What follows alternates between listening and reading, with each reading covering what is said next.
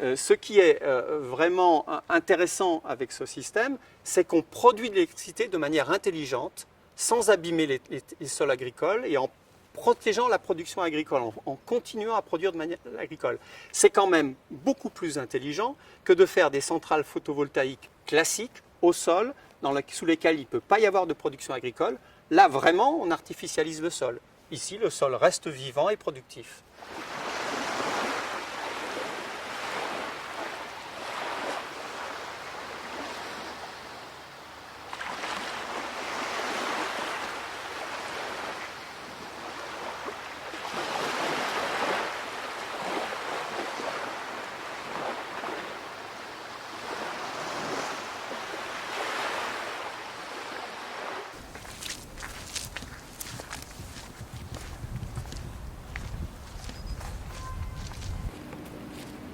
Alors nous sommes à Montpellier et vous êtes sur le site du tout premier prototype de système agrivoltaïque qui a été installé en Europe et pratiquement dans le monde.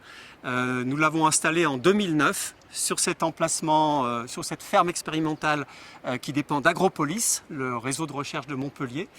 Et c'est là que depuis 2009, on étudie comment les panneaux photovoltaïques et les cultures peuvent cohabiter pour produire mieux. Ici, vous avez deux types d'installations. Une installation avec des panneaux mobiles, ce sont des panneaux qui vont suivre le soleil pendant la journée. Ça permet d'optimiser la production électrique des panneaux. Mais ça permet aussi, si on veut, de ne pas faire d'ombre à la culture. Parce que parfois, les cultures ont besoin de beaucoup de soleil, notamment à la floraison. Donc à ce moment-là, on aligne les panneaux sur les rayons du soleil, on ne fait pas d'ombre à la culture, et donc on a un système qui respecte bien la production agricole. C'est ça la clé de l'agrivoltaïsme, c'est de faire de l'électricité en plus de la production agricole et non pas à la place de la production agricole. C'est ça toute l'efficacité du système. L'idée de départ, c'est que les cultures n'utilisent qu'une faible partie du rayonnement solaire.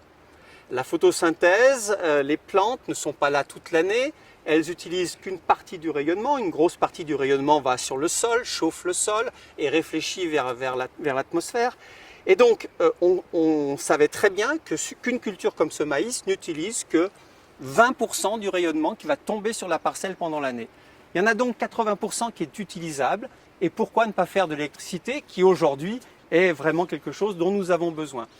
Avec ce système, on a donc une possibilité de faire de l'électricité sans diminuer la production agricole.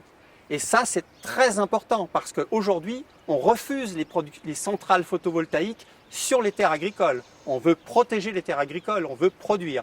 Avec ce système, on concilie les deux. On a des essais sur énormément de cultures, depuis les grandes cultures, les céréales, etc., jusqu'à la vigne, les arbres fruitiers, le maraîchage. Donc oui, c'est adapté à pratiquement toutes les cultures, à condition de réduire la densité de panneaux. Si vous faites trop d'ombre, il y a des cultures qui n'apprécieront pas. Les panneaux photovoltaïques ont une durée de vie de 25 à 30 ans. Ils peuvent durer plus longtemps, mais leur production baisse un peu à la fin. Ils ne craignent pas la grêle. Globalement, on n'a jamais eu de vrais dégâts de la grêle sur ces panneaux. Ce qu'ils peuvent craindre, c'est la poussière qui va les salir et qui va diminuer le rendement. Mais les pluies les lavent, donc ça c'est un avantage. Sauf quand vous installez ça dans le désert. Là, dans le désert, il faut nettoyer les panneaux. Mais là, on a la chance que ça se passe naturellement.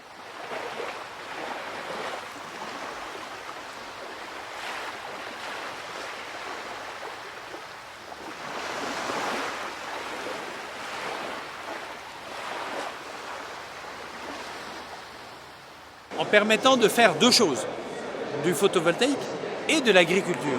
On répond aux deux attentes qui sont de respecter les sols, qui sont de produire de l'énergie renouvelable et en même temps de modifier peut-être un peu les conditions d'élevage parce qu'on fait de l'ombre, etc.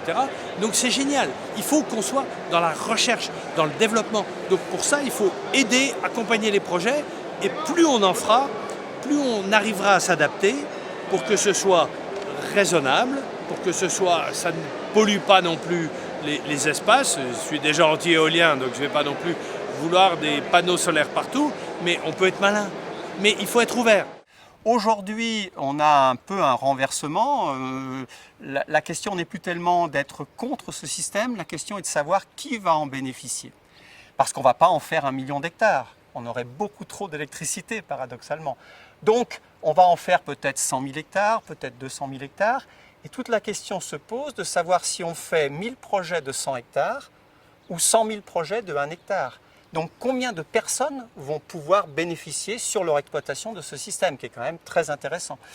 Et là, c'est une décision politique qui n'est pas encore prise. On s'oriente plutôt vers des projets de 4-5 hectares. Donc, beaucoup d'agriculteurs devraient pouvoir en bénéficier.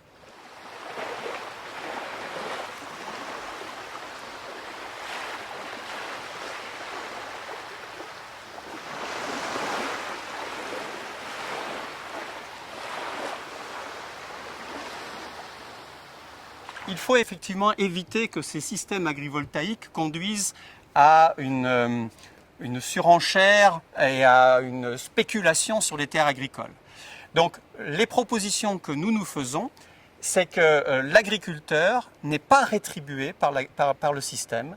Il tire parti du système parce que les panneaux peuvent protéger ses cultures, améliorer leur résistance, améliorer leur production. Et il peut tirer parti du système s'il investit dans le système électrique. Il peut co-investir dans le système électrique avec le producteur d'électricité. Mais de mon point de vue, et c'est en tout cas une position que nous défendons, il ne devrait pas y avoir de loyer pour installer des systèmes agrivoltaïques sur les terres agricoles. Dans ce cas-là, il n'y aura pas de spéculation sur le système. Il y a toujours un risque sur la spéculation, bien évidemment. Mais pour ça, il faut raisonner à l'agriculteur. Il ne faut pas raisonner à l'industriel. Si on favorise l'industriel, bien évidemment, lui, c'est sa marge brute qui est intéressante, sa marge nette encore mieux, et il voudra gagner le maximum d'argent. On a bien vu, partout, les industriels de l'éolien, les industriels dans plein d'endroits, poussent à l'excès. Il faut que ce soit raisonné à l'agriculteur, il faut que ce soit raisonné au territoire. Mais il ne faut pas non plus de contraintes absolues, sinon on ne le fera nulle part. Je ne veux pas du gigantisme, mais on peut, dans chaque commune, avoir des installations qui répondent aux attentes des agriculteurs et qui sont correctes, et qui sont politiquement correctes, visuellement correctes. Il faut juste être intelligent. Le profit n'est pas gênant. Le profit, c'est le résultat normal de l'activité. On investit dans un système qui coûte 800 000 euros par hectare et on a un retour annuel de l'ordre de 100 000 euros par hectare. C'est tout à fait normal. C'est la production normale d'électricité pour le marché. Il n'y a pas de difficulté. Là, on n'a pas d'impact négatif sur la biodiversité. On n'a pas d'impact négatif sur les sols. Donc, les critiques qu'on peut faire sont essentiellement pour moi paysagères. Et ça, on peut en tenir compte et améliorer la chose. Que ça soit pas hyper joli, c'est une évidence. Donc on ne peut pas le faire n'importe où, n'importe comment. Hein? Je pense que sur le photovoltaïque, on peut être plus raisonnable. On peut réfléchir un peu mieux. On peut le zoner un peu mieux. Mais il ne faut pas le contraindre, il faut être intelligent. On peut discuter, on peut dialoguer, on peut trouver des endroits mieux que d'autres. Mais quand même, c'est beaucoup moins agressif que des éoliennes. Et ça peut être très utile. Ça peut être très utile pour la production agricole, ça peut être très utile pour une ressource complémentaire d'agriculteurs qui sinon vont disparaître. Donc il faut quand même raisonner. Aujourd'hui on a besoin d'agriculteurs. On a besoin demain de beaucoup plus d'agriculteurs qu'aujourd'hui. Donc il faut leur donner les moyens de vivre. Et moi je défends la vie quotidienne des gens. Je ne défends pas la fin du monde et je déteste qu'on soit dans le discours de la fin du monde alors que c'est la fin du mois des agriculteurs qui est en jeu. De ce point de vue-là, oui, je pense que c'est un très bon outil pour aider l'agriculture à faire face au changement climatique et aider la société en général à avoir une ressource électrique, une ressource énergétique respectueuse de l'environnement, renouvelable et qui nous permet de manger quand même.